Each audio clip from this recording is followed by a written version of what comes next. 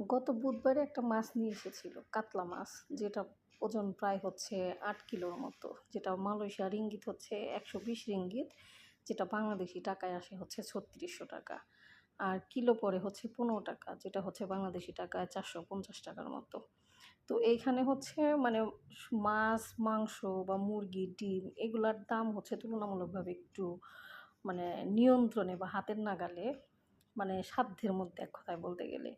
কিন্তু সবজির দাম হচ্ছে একটু বেশি। আমাদের যে গাছের বেগুন, এই বেগুনগুলা হচ্ছে মানে এখানে যে বাজারগুলা বা দোকানগুলা আছে, সেইখানে দাম পড়ে ৳১২ কিলো বা ৳১৩ কিলো। মানে ১২ রিঙ্গিত বা ১৩ রিঙ্গিত, যেটা হচ্ছে ৳৩৬০ বা ৳৩৯০ মতো পড়ে। তাহলে সেই ক্ষেত্রে দেখা যায় যে মাছের দাম, মুরগির দাম, ডিমের দাম তুলনামূলক একটু দাম কম। মানে সবকিছুর একটা সুন্দর ব্যালেন্স আছে। কিন্তু আমাদের বাংলাদেশে হয় কি আসলে একটু কোনো কিছু ব্যালেন্স নাই।